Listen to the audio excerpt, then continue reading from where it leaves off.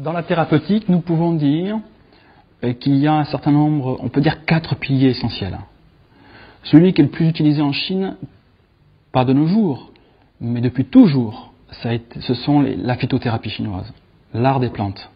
Je dis les plantes, c'est pas un bon terme, parce que dans la phytothérapie chinoise, vous avez aussi des substances animales, comme par exemple le scorpion.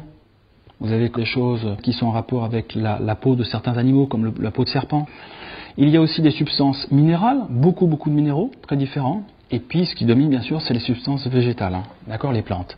Donc ça, c'est vraiment je dirais, la voie royale de la médecine chinoise en termes thérapeutiques. La deuxième, qui est la plus connue, en effet, comme vous le disiez, en Occident, c'est l'acupuncture. Donc l'insertion de certaines aiguilles sur certains points bien précis pour permettre donc de soigner des patients. C'est les aiguilles et le fait de chauffer certains points avec une espèce de cigare, ou une matière en fait qu'on appelle le moxa, qui est en fait de l'armoise que l'on fait chauffer, que l'on brûle. Ça fait partie de l'acupuncture. Il y a également des choses qu'on connaît aussi chez nous, comme les ventouses. La ventouse est aussi un système qui est peut-être moins utilisé aujourd'hui, mais qui fait partie de l'arsenal, je dirais, de l'acupuncture dans le sens large du terme.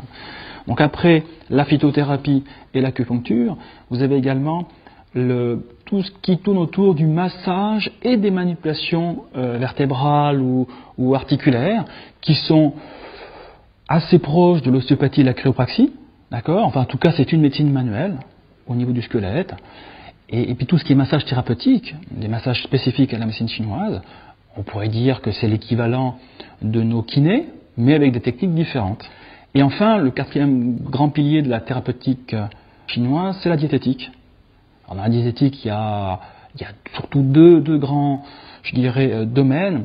Celle qui appartient à la diététique curative, préventive plutôt. La préventive qui est les grands principes que nous pouvons tous appliquer afin qu'on ait d'avoir une meilleure santé, une meilleure longévité, un meilleur bien-être. D'accord ? Et puis ensuite, il y a vraiment la diététique la plus thérapeutique, qui est curative, qui est l'utilisation des propriétés médicinales des aliments. Il faut savoir que si les plantes, les minéraux ont certaines propriétés médicinales, peuvent soigner des maladies, certains aliments ont aussi cette possibilité-là, cette capacité-là, c'est-à-dire la possibilité de traiter des maladies. Pour beaucoup de nos maux de tous les jours, la diététique thérapeutique peut être remarquable, et est remarquable. Parfois, il suffit de proposer des petites choses, à un patient pour que finalement les choses se règlent.